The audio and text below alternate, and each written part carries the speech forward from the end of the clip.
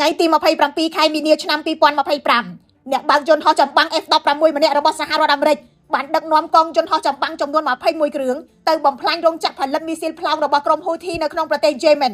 ដើម្បីជួយយានចម្បាំងឲ្យទៅដល់គោលដៅវាយប្រហារពលរដ្ឋស្នេហ៍ឯក William Parks បានធ្វើរឿងដែលនឹកស្មានមិនដល់មួយលោកបានយកខ្លួនឯងធ្វើជាគោលដៅបង្វែងរ៉ាដានិងបណ្ដាញមីស៊ីលរបស់ក្រុមហ៊ូធីនៅពេលដែលបាក់សីស្លាប់ដែក F-16 របស់លោក William បានចូលទៅក្នុងរង្វង់ការពារដែនអាកាសជុំវិញទីក្រុង Sanaa រ៉ាដារបស់ក្រុមបះបោហ៊ូធីបានចាប់សញ្ញាបានមីស៊ីលពីដីទៅអាកាសបានបាញ់ផ្លោងចេញភ្លាមតម្រង់ទៅរកលោក William Park គ្រាប់ទី1ទី2ទី3ហោះបោះពួយយ៉ាងលឿនស្លេវសម្ដៅទៅរកលោក William មីស៊ីលហោះឆាបបំបែកស្លាប់ម្ខាងនៃយន្តហោះកំភ្លើងធំរបស់ហ៊ូធីនៅទូទាំងរដ្ឋធានីសម្រុកបាញ់ពីគ្រប់ទិសផ្សែងខ្មៅអាប់អួរគ្របដណ្ដប់ពេញអាកាសលោក William បានប្រើក្បាច់កាត់ចង្កូតយន្តហោះដែលកំពុងស្ថិតនៅក្នុងល្បឿនជាង 1000 គីឡូម៉ែត្រក្នុង1ម៉ោងល្បឿនលឿនបត់តោងចង្កោមខ្លួនជាមួយនឹងកម្លាំងចាក់ចិត្តតាមកំណងខ្ពស់បំផុតដែលមិនទាន់មានអ្នកបើកបរយន្តហោះចម្បាំងណាអាចធ្វើ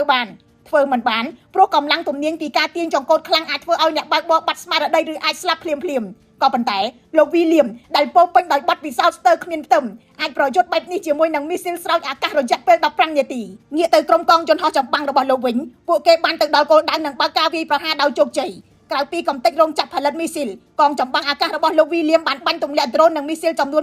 108និងអាវុធ6ប្រភេទផ្សេងទៀតនៅលើសមុទ្រក្រហមដែលគំរាមកំហែងទៅដល់នាវាផ្ទុកយន្តហោះ USS Harry Truman មន្ទីរបញ្ចកោណបានប្រគល់រង្វាន់ផ្កាយប្រាក់ដល់លោក William ដែលជាកិត្តិយសដ៏កម្របំផុតមួយនៅក្នុងកងទ័ពអាកាសសហរដ្ឋអាមេរិកហេតុការណ៍ដ៏រន្ធត់នេះត្រូវបានស្រង់ផ្សាយដោយ Business Insider នៅថ្ងៃទី3ខែធ្នូឆ្នាំ2025